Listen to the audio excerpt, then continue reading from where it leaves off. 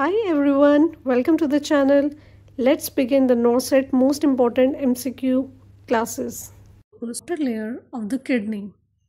First is medulla, cortex, nephron, pyramids. तो आप जैसे कि पिक्चर्स में देख रहे हैं यहाँ पे राइट हैंड साइड पे जो आउटर लेयर होती है किडनी की दैट इज कॉर्टेक्स.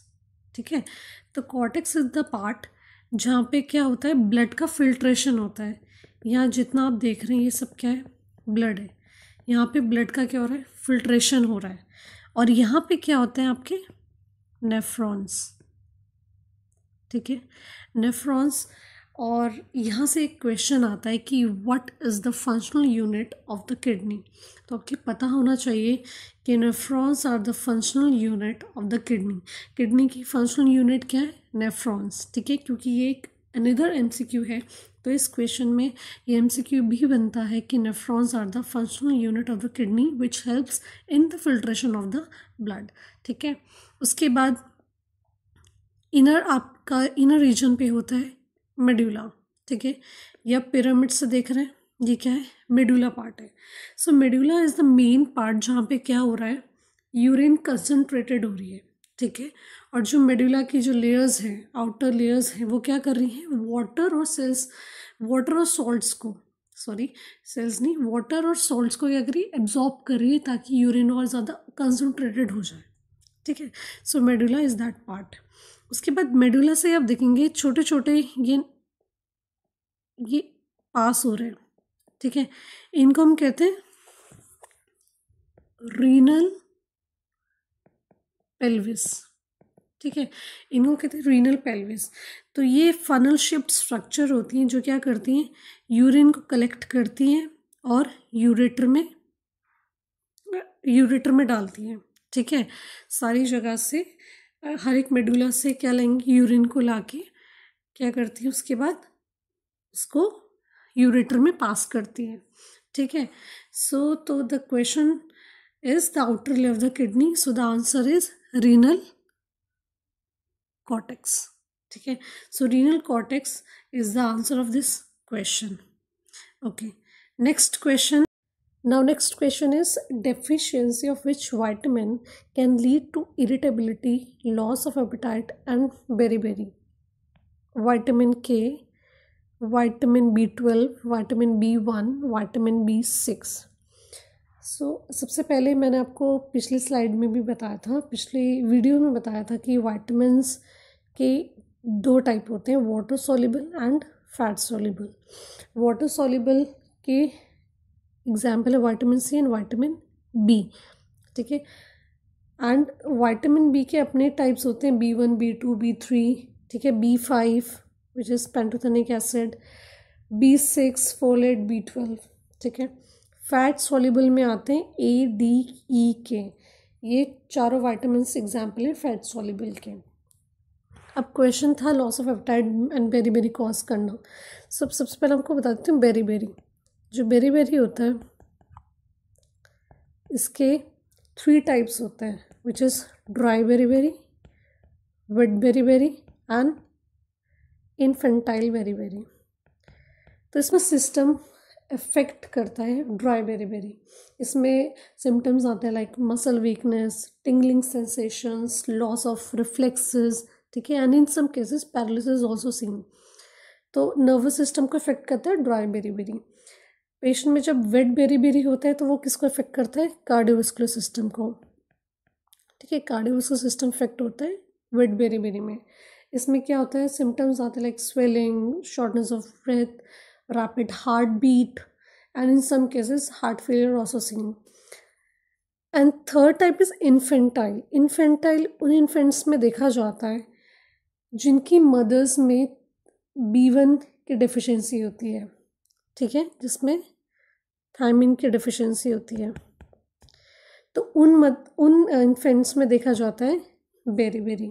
तो that is called as infantile berry.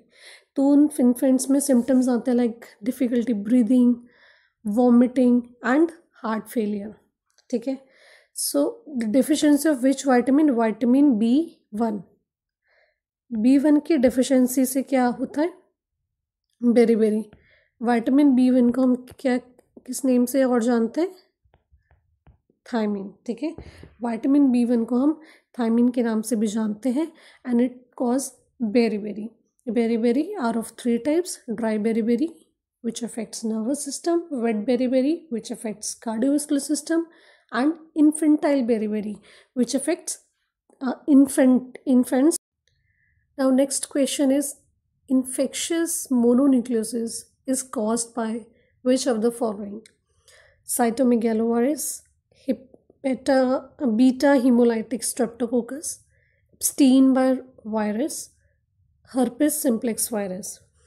So first of all मैं आपको पहले ही बता देती हूँ मोनोन्यूक्लियोसिस होता क्या है। मोनोन्यूक्लियोसिस एक वायरल डिजीज़ है, ठीक है। एक वायरल डिजीज़ है जो किससे होती है? एप्स्टीन-बार वायरस के से होती है, ठीक है। Epstein Barr virus cause the mononucleosis. But यहाँ पे थोड़ा कंफ्यूजिंग क्वेश्चन ये भी है कि साइटोमेगेलोवायरस ऑल्सो कॉज मोनोन्यूक्लियोसिस, ठीक है। अगर आप थ्योरेटिकली पढ़ेंगे तो आपको बुक्स में ये भी मिल सकता है कि cytomegalovirus also cause mononucleosis. But यहाँ पे क्वेश्चन जो है is very specific, infectious mononucleosis cause by which of the following. So हमें यहाँ पे प्रायोरिटी देखनी कि which organism cause, which micro organism cause, which virus cause most commonly this disease. तो वो है एप्स्टीन-बार वायरस, ठीक है। एप्स्टीन-बार वायरस यहाँ पे क्या होगा? करेक्ट आंसर होगा। क्वेश्चन में आप ऐसे क्वेश्चन देखेंगे कॉम्पिटिटिव एग्जाम में कि आपको लुक लाइक वो लगेंगे, MCQ जो होंगे वो उनके ऑप्शंस ऐसे लगेंगे कि they are all same and they all can happen this disease. But आपको क्या होना, एग्ज़ाम में स्पेसिफिक होना और आपको एक पर्टिकुलर आंसर पता होना चाहिए कि इसका आंसर ये होगा, ठीक है। क्योंकि इस केस में साइटोमेगेलोवायरस भी करता है बुक्स के अकॉर्डिंग, बट लेस फ्रीक्वेंट, ठीक है, लेस फ्रीक्वेंटली करता है। मोस्ट कॉमन जो होता है एप्स्टीन-बार वायरस ही है, ओके। तो मोनोन्यूक्लियोसिस जो होता है बेसिकली ये सलाइवा के थ्रू स्प्रेड होता है, in the sense like if you are sharing your drink, your toothbrushes या kissing, तो इन केसेस में क्या होता है, आपका सलाइवा जो होता है स्प्रेड होता है और ड्यू टू दिस डिजीज़ अकर, ठीक है, मोस्ट कॉमनली थ्रू सलाइवा। और इसके सिम्टम्स आप देख रहे हैं, extreme fatigue, sore throat, fever, headaches और swollen lymph nodes, especially neck side पे और आपके आर्म पिट साइड पे, ठीक है। इन 2 जगह पे स्पेशली लिम्फ नोड्स स्लो हो जाते हैं। पेशेंट लॉसेस एपिटाइट, मसल एक होता है, लिवर और spleen enlarged. Medically enlarged liver को हम क्या कहते हैं? एनलार्ज्ड लिवर को कहते हैं हेपेटोमेगाली, और स्प्लीन को स्प्लीनोमेगाली, ठीक है। ऐसे छोटे छोटे क्वेश्चंस भी आपको देखने में मिल सकते हैं कॉम्पिटिटिव एग्जाम में। So the answer of this question is Epstein Barr virus, right. Now next question is, the nurse is caring for a client who is thought to have pernicious anemia. What signs and symptoms would the nurse expect in this person? Easy bruising, beefy red tongue, fine red rash on the extremities, last one is pruritus. तो पहले मैं आपको बताती हूँ, आप देख रहे हैं राइट हैंड साइड में पर्नीशियस एनीमिया होता क्या है। Pernicious anaemia is due to deficiency of vitamin B12 because the stomach can produce intrinsic factor. अब मतलब बताते हैं, पर्नीशियस एनीमिया एक ऐसा एनीमिया है जो किसकी वजह से होता है? Because of the deficiency of vitamin B12। अभी B12 की डिफिशियंसी हुई कैसे है? हमारे स्टमक में पैरेटस सेल्स होते हैं, बहुत सेल्स होते हैं, चीफ सेल्स होते हैं, पैरेटस सेल्स होते हैं, सबके अपने अपने वर्क होते हैं, पर यहाँ पे हम थ्योरी नहीं पढ़ रहे, ठीक है, सिर्फ एक मतलब समझ रहे हैं। पैरेटस सेल्स होते हैं, ये क्या करते हैं? बॉडी में प्रोड्यूस करते हैं क्या?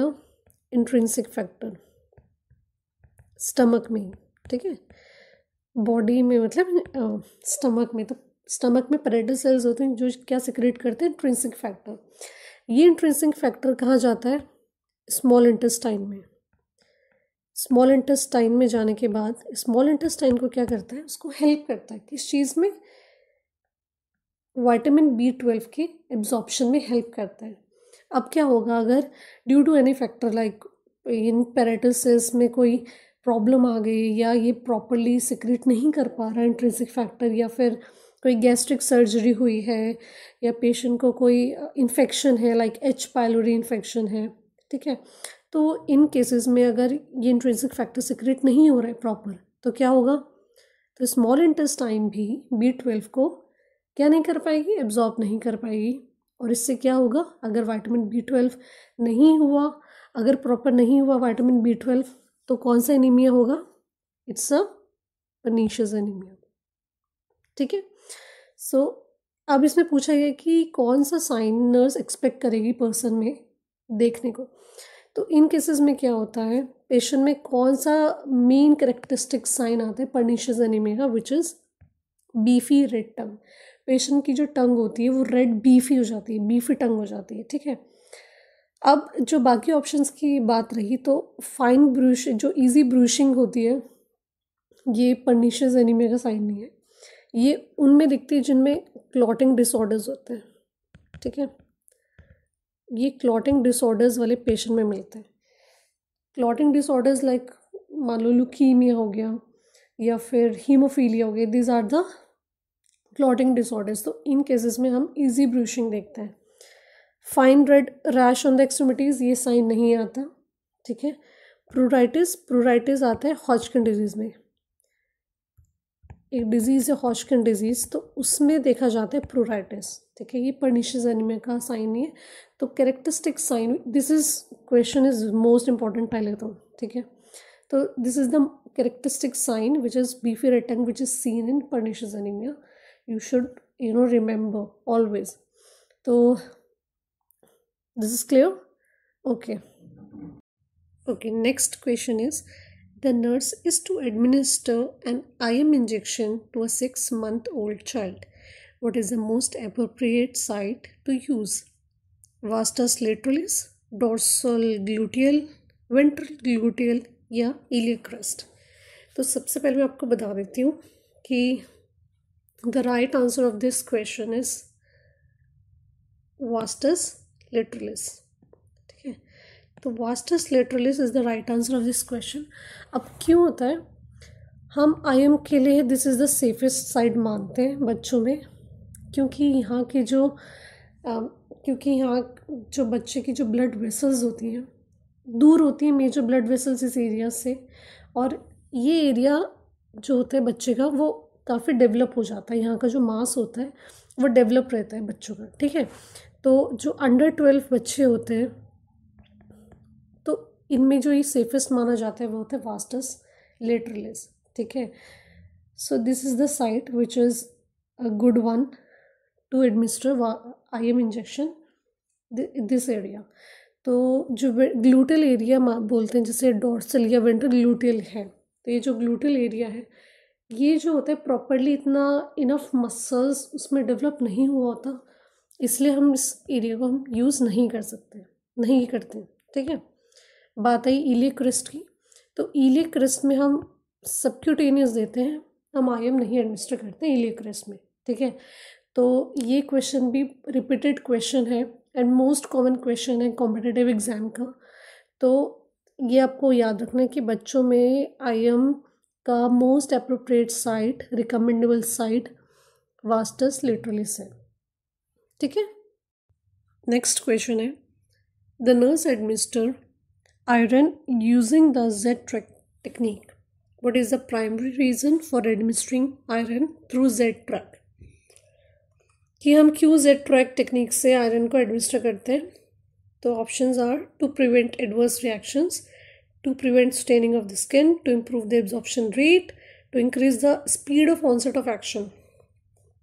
तो सबसे पहले मैं आपको बता देती हूँ कि Z-track टेक्निक होती है।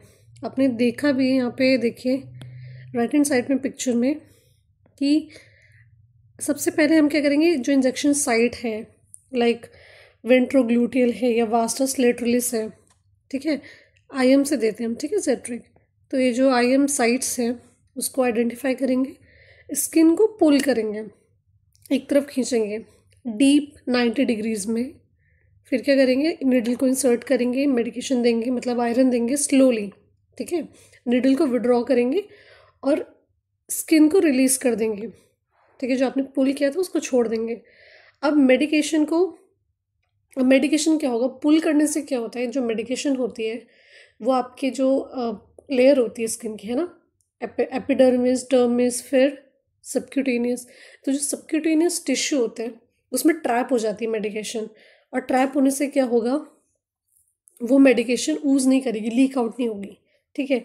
तो जेड ट्रैक हम क्यों करते हैं, पहले तो वो मेडिकेशन लीक ना हो और बेटर एब्जॉर्प्शन के लिए, ताकि मेडिकेशन प्रॉपरली एब्जॉर्ब हो जाए। दूसरा, जो स्किन स्टेनिंग ना हो, जो आयरन इंजेक्शन होता है आपने देखा होगा क्लिनिकल्स में अपने, वो क्या होता है, ब्लैक कलर का होता है, ठीक है। तो वो स्किन में लीक होके स्टेनिंग ना करे, इस टेक्निक से हम क्या होता है, वो स्टेनिंग नहीं होती, क्योंकि अगर वो बैकआउट नहीं होगा इंजेक्शन, ठीक है, वो लीक नहीं होगा तो स्किन में नहीं आएगा, ठीक है, वो ट्रैप हो जाएगा सबक्यूटेनियस लेयर में, तो स्टेनिंग भी नहीं होगी स्किन की। और एक और चीज़ है कि जो मेडिकेशन है, ये जो आयरन है, ये जो हम आयरन देते हैं तो ये बहुत पेन करता है, इरिटेट करता है।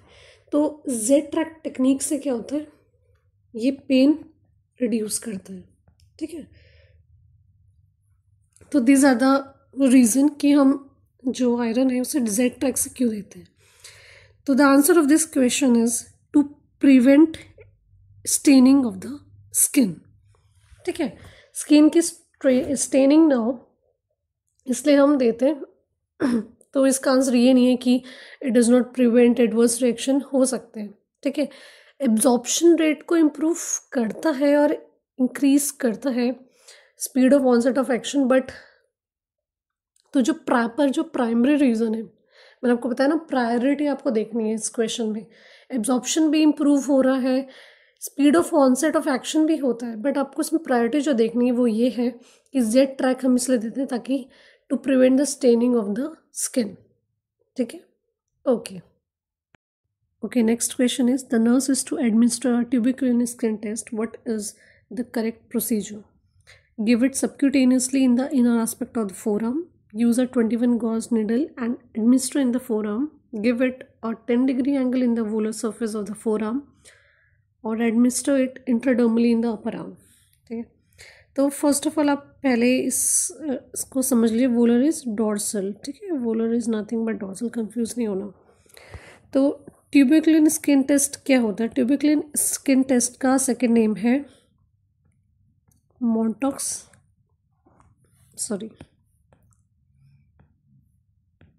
सेकेंड नेम है मॉन्टॉक्स टेस्ट। ये हम क्यों करते हैं ये टेस्ट, टू डिटेक्ट ट्यूबरक्लोसिस, ठीक है। ट्यूबरक्लोसिस को डिटेक्ट करने के लिए हम ये मॉन्टॉक्स टेस्ट करते हैं।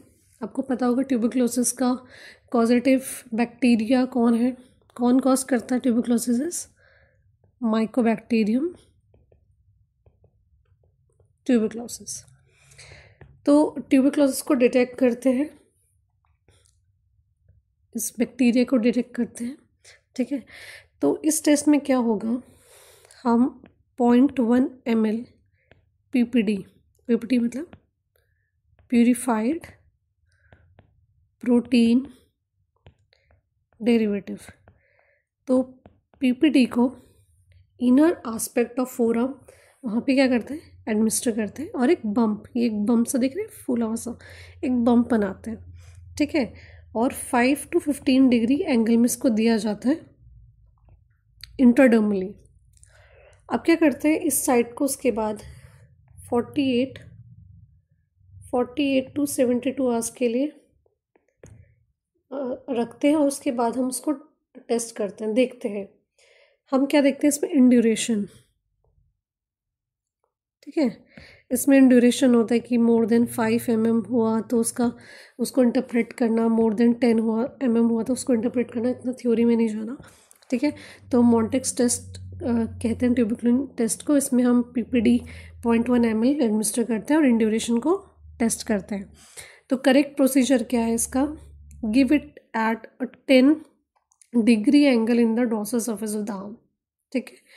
अपर आर्म नहीं, लोअर आर्म इंट्राडर्मली देते हैं, सबक्यूटेनियसली नहीं, इंट्राडर्मली, ठीक है। Okay, next question is isolation of a child with measles belongs to what level of prevention? Primary, secondary, intermediate और टर्शरी? तो मीजल्स के केस में क्या होता है, the purpose of isolating a child ये है कि is to protect those who are not sick, है ना। तो ये हमने जो प्राइमरी, सेकेंडरी, टर्शरी, ये हमने हमारे प्रीवियस वीडियो में पढ़ा था, इसलिए हम ज़्यादा थ्योरी में नहीं जा रहे हैं। इसलिए जो प्राइमरी पर्पस है यहाँ पे मीजल्स, तो बेसिकली इस केस में हमें क्या करना है, बच्चे को आइसोलेट इसलिए करना है ताकि दूसरों को मीजल्स ना हो, because this is communicable disease. तो जिसमें हम आइसोलेशन का केस है दैट इज़ प्राइमरी, ठीक है। Isolation of child with measles is the primary level of prevention. हमने पढ़े थे प्राइमरी, सेकेंडरी, टर्शरी, ये 3 लेवल ऑफ प्रिवेंशन होते हैं प्रीवियस वीडियोस में। तो आइसोलेशन इसलिए करें क्योंकि प्राइमरी, क्योंकि यहाँ लोगों को मीजल्स होने से बचाना है, ठीक है। Next question, which immunization produces a permanent scar? DPT, BCG, measles vaccine या हेपेटाइटिस वैक्सीन? तो कौन सा इम्यूनाइजेशन प्रोड्यूस करता है परमानेंट स्कार? तो यहाँ जो करेक्ट आंसर है वो है BCG। BCG क्या करता है? वो BCG क्या करता है? It gives protection from tuberculosis, ठीक है। अभी हमने पढ़ा था मॉन्टेक्स टेस्ट करते हैं ट्यूबरक्लोसिस के लिए। तो BCG क्या करता है? ट्यूबरक्लोसिस की वैक्सीन है जो उसे बचाता है, ठीक है। तो it BCG cause the formation of superficial abscess. एक सुपरफिशियल एब्सेस बनाता है जहाँ पे हम इसे इंजेक्ट करते हैं, और ये शुरू होने लगता है 2 वीक्स के अंदर इम्यूनाइजेशन के, ठीक है। वो जो एब्सेस है वो बिना ट्रीटमेंट के हील हो जाता है, बट एक परमानेंट स्कार छोड़ जाता है, ठीक है। तो दिस इज़ द थिंग। आप यहाँ देख रहे हो राइट साइड पे PPD ट्यूबरक्लोसिस स्किन टेस्ट दिखा रखा है, जिसे हम मॉन्टेक्स टेस्ट पे हमने देखा था अभी प्रीवियस स्लाइड में, ठीक है। तो ट्यूबरक्लोसिस से रिलेटेड है, और ये सारी चीज़ें जो ट्यूबरक्लोसिस से रिलेटेड है, दिस इज़ वेरी इंपॉर्टेंट। चाहे वो उसका कॉजेटिव बैक्टीरिया हो, चाहे वो उसका टेस्ट हो, कितना हम PPD टेस्ट में हम कितना यूज़ करते हैं, है ना। ट्यूबरक्लिन टेस्ट में कितना PPD यूज़ करते हैं, या फिर ट्यूबरक्लोसिस के लिए हम कौन सी वैक्सीन यूज़ करते हैं। So these are all questions are very important, so you have to take care of this things, ठीक है। So next question is the pathognomonic sign of measles is Koplik spot. You may see Koplik spot by inspecting the nasal mucosa, buccal mucosa, skin on the abdomen, skin on the antecubital surface. तो सबसे पहले मैं बता दूँ, जो measles है it is जो buckle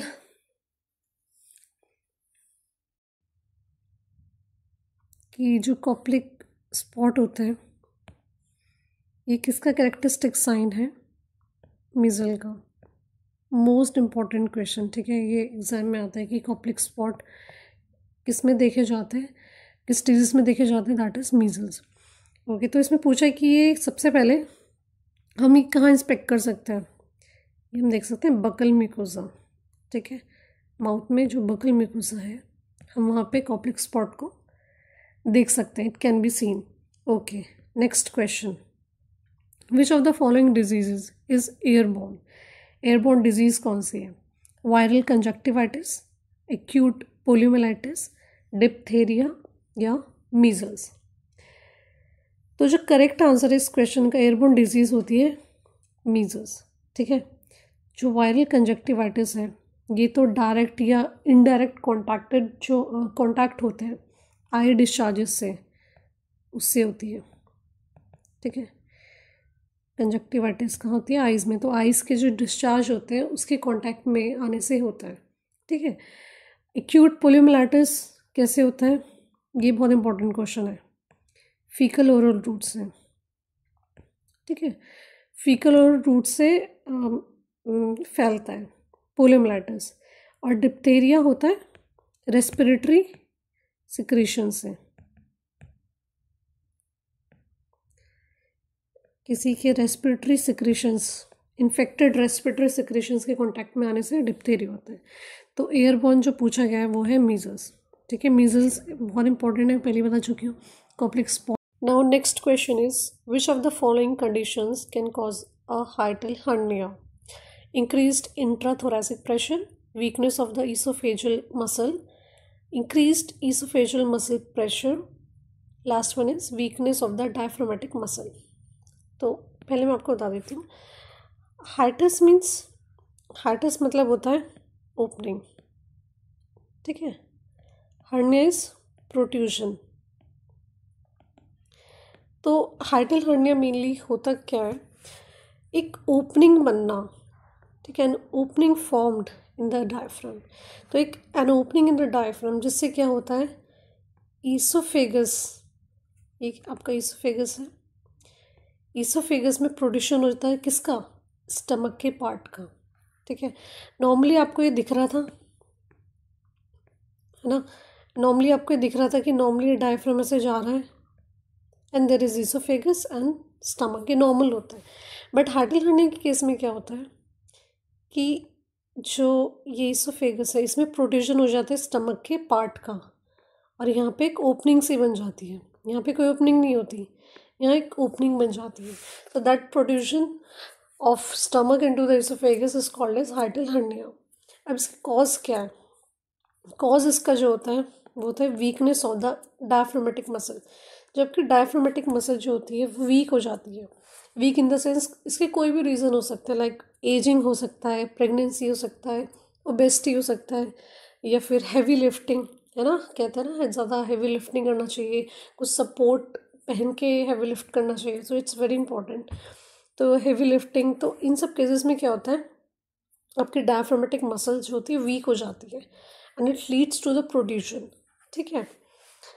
और रही बात इंट्राथोरैसिक प्रेशर इंक्रीज होने की, तो इंट्राथोरैसिक प्रेशर नहीं इंक्रीज से होता, ये होता है इंट्रा एब्डोमिनल। ठीक है। जब इंट्रा एब्डोमिनल प्रेशर इंक्रीज होता है उस केसेस में भी हर्निया के चांसेस हो सकते हैं। ठीक है। Next question. I hope you find this video useful. If you like this video, comment, share and subscribe this channel. Thanks for watching.